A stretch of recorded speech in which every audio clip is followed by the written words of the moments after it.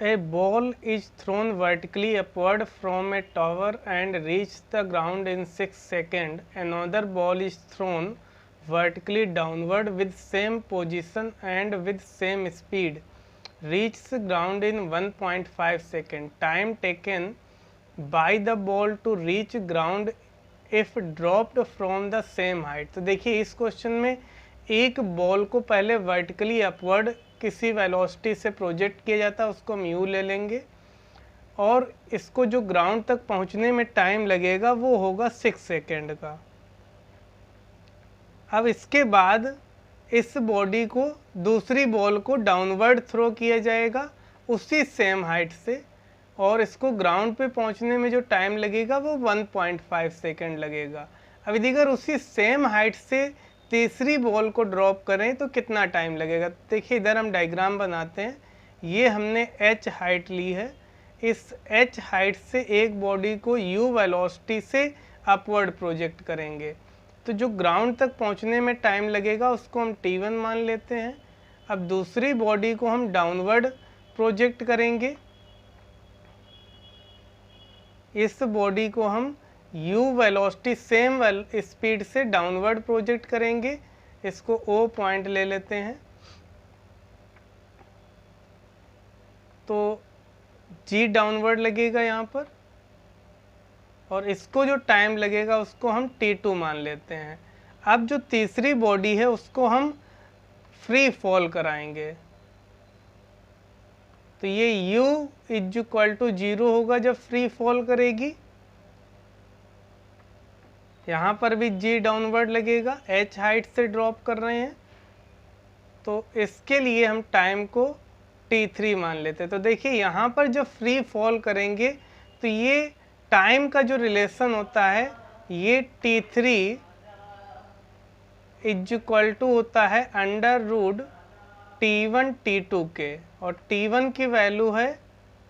6 और t2 की value 1.5, तो ये हो जाएगा अंडर रूट 9 और ये 3 सेकेंड के इक्वल आएगा। अब ये तो मैंने डायरेक्ट इस ट्रिक से कर दिया, यानी जो फार्मूला निकल के आता है। अब ये फार्मूला कैसे आता है वो देख लीजिए। तो सबसे पहले हम फर्स्ट डायग्राम लेंगे जब हम बॉडी को वर्टिकली अपवर्ड प्रोजेक्ट करते हैं। यहाँ पर देखिए ये बॉडी को हम वर्टिकली u वेलोसिटी से अपवर्ड प्रोजेक्ट कर रहे हैं,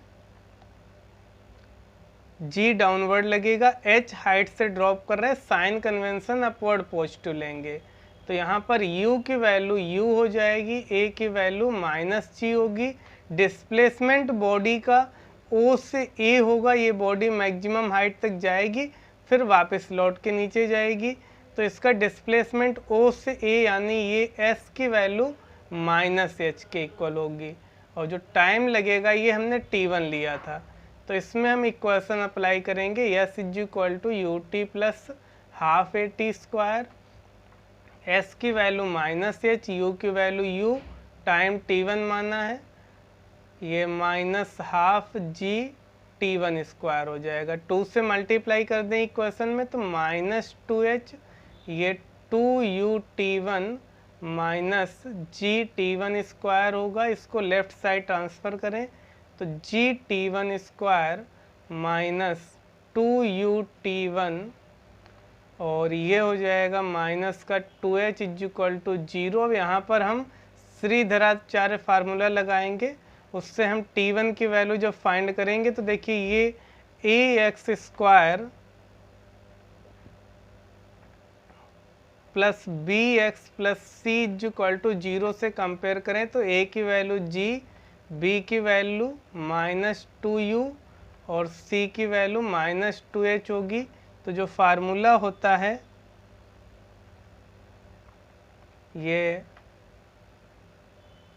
-b plus minus under root b square -4ac upon 2a, यहाँ पर वैल्यू पुट करेंगे तो -b की वैल्यू -2u है, plus minus under root b square करेंगे 2u का स्क्वायर होगा ये 4u स्क्वायर माइनस 4a की वैल्यू g और c की वैल्यू -2h, और ये डिवाइडेड बाई ए की वैल्यू जी हो जाएगी, तो ये माइनस इंटू माइनस प्लस हो जाएगा, तो ये 2u प्लस टाइम निगेटिव नहीं लेते हैं तो माइनस साइन हटा देंगे, 4u square plus 8gh divided by 2g, ये T1 आ जाएगा, ये T1 है, टाइम फाइंड कर रहे हैं। अब सेकेंड, जब बॉडी को डाउनवर्ड थ्रो किया जाएगा बॉल को, थोड़ा डायग्राम अच्छा नहीं बन रहा है, यहाँ पर बॉडी को हम डाउनवर्ड थ्रो करेंगे, तो ये u वेलोसिटी से डाउनवर्ड थ्रो करेंगे, g डाउनवर्ड लगेगा,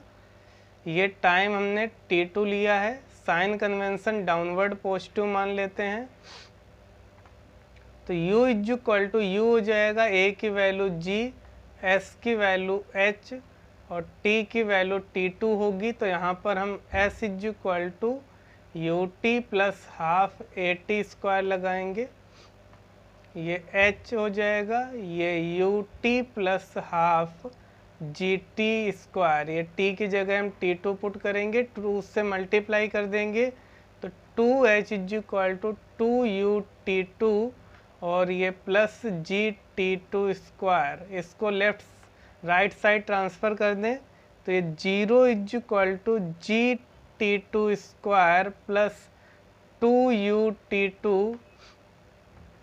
माइनस 2h हो जाएगा, तो ये ax square plus bx plus c के फॉर्म में लिखा है, तो इसको भी हम कंपेयर कर लेते हैं, ax square plus bx plus c is equal to 0 से, तो यहाँ a की वैल्यू g, b की वैल्यू 2u और c की वैल्यू माइनस 2h है, तो यहाँ से हम टाइम t2 निकाल लेंगे, t2 इज इक्वल टू हो जाएगा माइनस b यानी minus 2u plus minus sign नहीं लेंगे, टाइम नेगेटिव नहीं होता, b स्क्वायर करेंगे 4u स्क्वायर माइनस 4a की वैल्यू g और c की value minus 2h upon 2a यानी 2g, तो ये हो जाएगा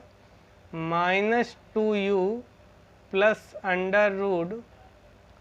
4u स्क्वायर और ये plus 8gh divided by 2g। और इसके बाद तीसरा केस लेंगे जब बॉडी को फ्री फॉल करा रहे हैं, तो यहाँ पर u इज इक्वल टू 0 होगा, g डाउनवर्ड लगेगा और यहाँ पर टाइम t3 लगेगा, इसको हम O पॉइंट ले लेते हैं, तो यहाँ पर साइन कन्वेंशन डाउनवर्ड पॉजिटिव ले लें, u is equal to 0, h height से ड्रॉप कर रहे, डिस्प्लेसमेंट h हो जाएगा, a की वैल्यू 0 होगी, टाइम को हमने t3 लिया है, तो s is equal to ut plus value put करेंगे, ये h होगा और ये u की जगह पे 0 पुट करेंगे, प्लस 1/2 gt3 स्क्वायर होगा, तो यहाँ से हमको ये टाइम मिल जाएगा, t3 की वैल्यू अंडर रूट 2h/g आ जाएगी। अब यहाँ पर देखिए जो हमने टाइम t1 t2 इसको यहाँ पे लिखते हैं, t1 की वैल्यू आई थी ये 2u plus under root 4u square plus 8gh divided by 2g, और t2 की वैल्यू आई है minus 2u plus under root 4u square plus 8gh divided by 2g। अब t1 t2 को मल्टीप्लाई करें तो देखिए ये इन दोनों को मल्टीप्लाई करेंगे तो ये हो जाएगा a माइनस बी और a प्लस बी लिखा है, तो ये a square minus B square होगा, तो इसका हम स्क्वायर करेंगे 4u स्क्वायर प्लस 8gh और माइनस बी स्क्वायर, इसको हमने a कंसिडर किया है, देखिए इसको हम a लेते हैं, ये b और ये a ये b होगा, तो ये a माइनस बी है, ये a प्लस बी, तो ये हमने a स्क्वायर कर दिया। अब यहाँ पर माइनस साइन लगा के b स्क्वायर करेंगे तो 4u स्क्वायर होगा, डिवाइडेड बाई अपॉन में इनको मल्टीप्लाई करेंगे तो ये जी स्क्वायर होगा। अब ये 4u स्क्वायर कैंसिल हो जाएगा, 8gh divided by 4g square, ये g से इसकी पावर कैंसिल, 4 से ये 2 टाइम कैंसिल, तो ये 2h बाई जी है। अब यहाँ से देखिए T3 2h बाई जी, यानी ये T1 और T2 की रूट वैल्यू है। देखिए अंडर रूट T1 T2 लिखें तो ये अंडर रूट 2h बाई जी होगा, और ये T1 T2 यानी 6 इंटू 1.5, तो ये हो जाएगा 9, और ये वैल्यू T3 की आ जाएगी 3 सेकेंड। तो इसका जो करेक्ट हो जाएगा T3 is equal to 3 second के आएगा, तो ये फर्स्ट ऑप्शन करेक्ट हो जाएगा। अच्छा, ऑप्शन लिखे नहीं है।